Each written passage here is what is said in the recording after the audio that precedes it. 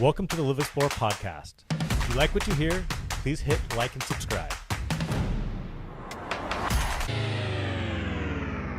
Hello, everyone. I'm Sean Payne, founder and principal of LivXplore Real Estate and Lifestyle.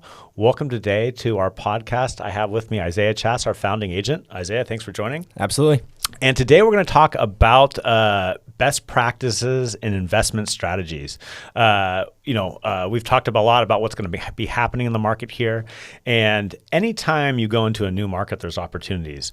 So while interest rates are high right now and prices are starting to drop, that's going to create an opportunity for investors out there and cash investors, or those we talked about private money financing, people willing to use those type of strategies right now. There's going to be advantages that way. So we just wanted to talk about some of the best practices to capitalize off this market that's coming up right now. Mm-hmm. Go ahead. Yeah, and with that, there are different approaches to take so that you aren't hit on taxes, for example, because if you're looking at a short-term solution with buying and flipping, that might be something that you'll have to keep in mind. Yes, exactly. So I think a good place to start is talking about setting up a trust. Now, there are many advantages to setting up a real estate trust, both with investment properties and primary residences. That would be a great podcast to have a trust attorney down here to talk about the advantages of a trust with your primary residence. But again, we're going to focus on investments right now. So one of the main advantages of setting up a trust is that it allows you to avoid the probate process when the time comes when you do pass, and it keeps your estate private that way. Here, let me read the legal definition straight off my computer so I don't get it wrong. It's a court-supervised legal process that includes determining the validity of your will, gathering your assets, paying your debts and taxes, and distributing the remaining assets to your heirs. Probate is part of the public record, and probate fees are set by law and are not cheap. So an easy way to avoid this is setting up a trust for the property that way. And, there is a cost up front. I don't, in this situation with inflation going on, I have no idea exactly what it is, but I'm going to say it's going to be $4,000 or $5,000. I could be wrong. It could be less to set that up. If you go through like a template process, I would strongly recommend that when you're doing this, work with a local real estate attorney, someone that is experienced in this way, because there are ins and outs to trust that you want to make sure that you're covered that way. So, but setting up a trust now is a great way to avoid the probate process later on down the road. And for one, like passing the property on to an heir on a stepped up tax basis through a trust that is just a huge advantage that way. And I'll go into a little bit more about that here in a second. First, let's talk a little bit about like adding people to title and some of the consequences of that. Totally. So if, for example, you add a son or daughter, niece, nephew to the title of your property, what will happen in a lot of cases is the IRS will view that as income, or a gift, I should say. So say it's $1 million property and you're adding your son on title as a 50% owner. Now suddenly the IRS views that as a $500,000 gift. Right. And they may be subject to a gift tax, which is entirely not what you intended with that. So it's something to keep in mind. A more cost-effective solution likely would be setting up a trust and naming that person, whether it's your son or nephew or whatever, as a beneficiary of the trust. And then once you pass away, they will receive the property at a stepped-up basis. But it's a much better solution than them taking on that gift, which is likely taxable. Right. Yeah. Let's go a little bit more into like the stepped up basis. So real estate investors who own property, one of the strategies, again, we'll talk about this a little bit more in a second, is you own it until you die and then you pass it along that way. And so in that scenario, if the property is in a trust, the heirs at that point get the property in a stepped up basis. And under section 1014A of the Internal Revenue Code, an heir's basis in a property will equal the fair market value of the property at the time of the descendant dies. So what that means is that let's say your in the situation. You have, your father, your mother's already passed away. Your father owns a property, and the property is in a trust. And let's say the property is worth $1 million. When he passes and that property is passed along to you, that property is then evaluated. The day that he died, what was it worth? Let's say it was worth $1 million. Well, then you've inherited that property at $1 million. And so what happens is down the road, when let's say 10 years down the road, you go to sell that property, it's now worth $1.25 million. Well, the capital gains you're going to be paying on it is the difference between what you sell it and what that stepped up basis was. So between $1 million and $1.25 million. So you have $250,000 that you're going to pay taxes on, and that can be hugely beneficial, because if you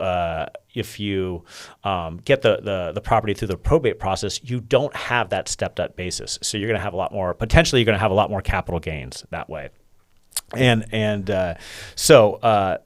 getting back to that is often, properties are rather than sold for profit, the strategy that's often used is you sell a profit and then you perform a 1031 exchange, and you defer taxes until you die, and then the person in your trust inherits that property in that stepped up basis. But conducting a 1031 exchange will allow you to defer those capital gains. Doing another 1031 exchange will allow for tax deferment again. And so that's what happens. It's not like it's a one-time thing, is that you can buy a property and then you sell it a couple of years down the road through a 1031 exchange. You can do it again. And over that time, in some cases, you could be depreciating a property. So there are other tax advantages, depreciating the improvements on the property. And then from the depreciation schedule, you can see, well, you know what, it would be beneficial for me to sell this property and reinvest into another property through a 1031 exchange, and then and then start that depreciation again that way. Yeah, and when an investor steps up, the idea with the 1031 is that your property is appreciated, and that's why you're going through that process. But many times they might have purchased a duplex for $500,000, and now it's worth, say, $1.25 million. Well, now you could step up into a property, maybe a 4-unit property that generates a lot more monthly revenue. Yeah, it's a great point. And that's the idea behind it, is to keep stepping up into properties that will generate a higher monthly income. Right. And there certainly is a specific process through the 1031 exchange.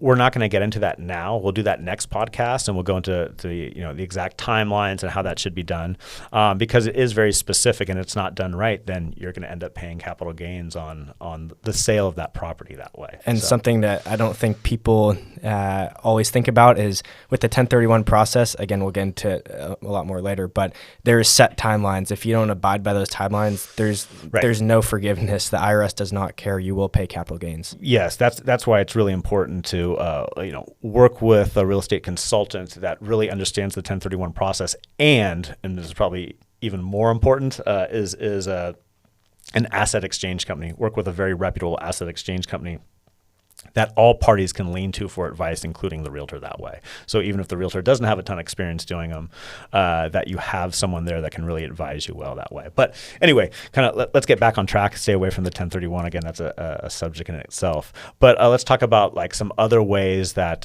other start strategies in real estate investing. We had Jeff Payne on here talking about private money.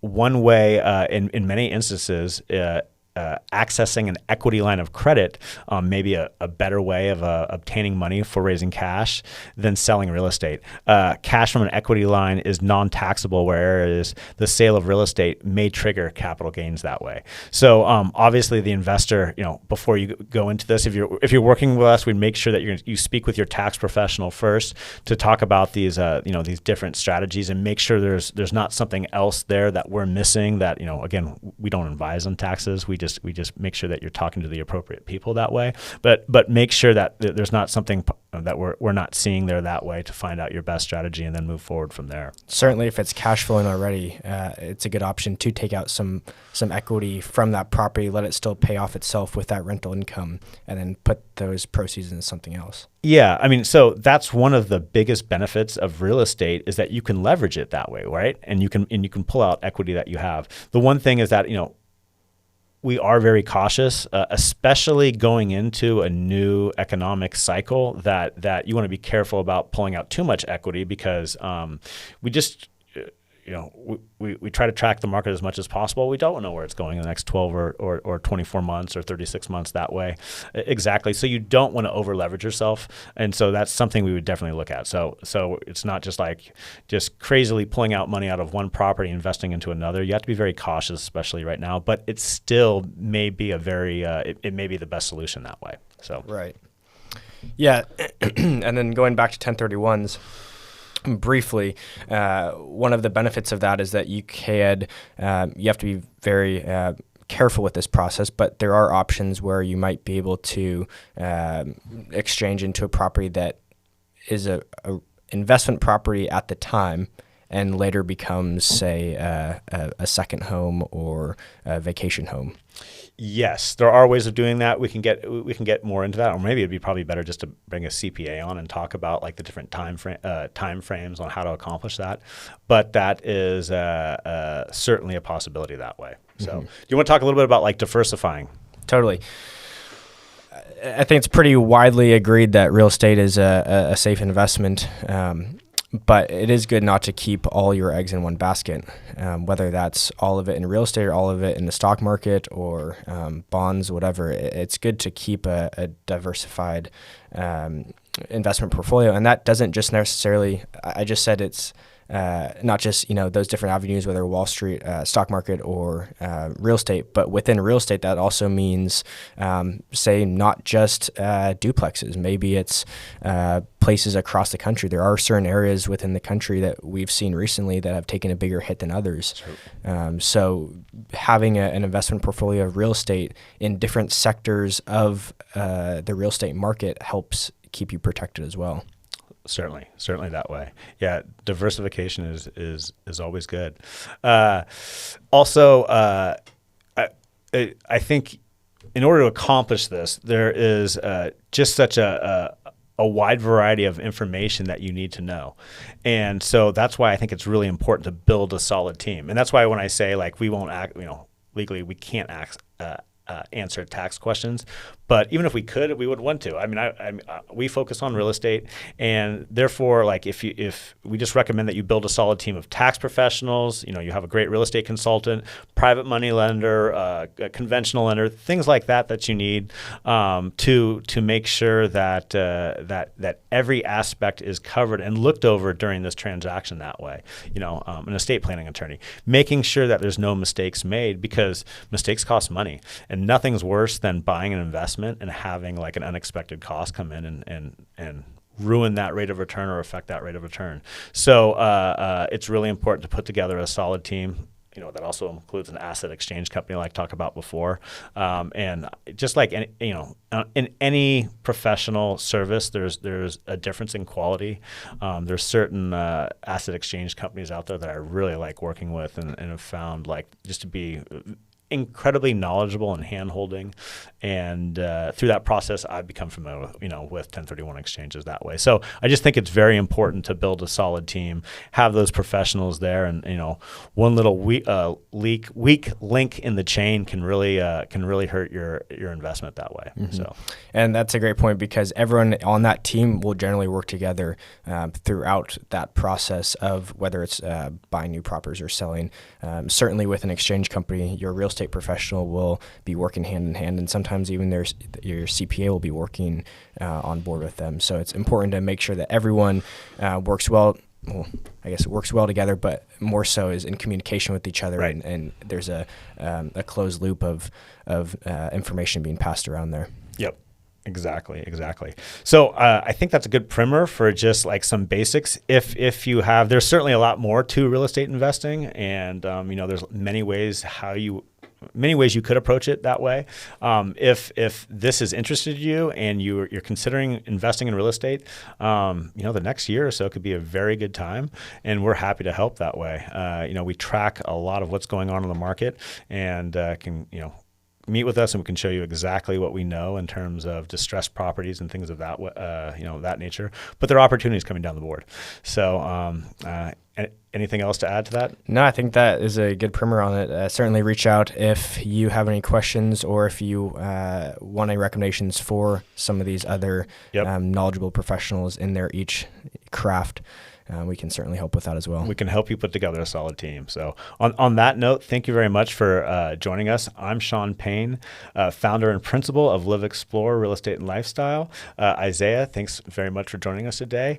If you enjoyed this, please hit like and subscribe so that we can so you'll see more of the content in the future. Thanks again. See you guys next time. Welcome to the LivXplore podcast. If you like what you hear, please hit like and subscribe.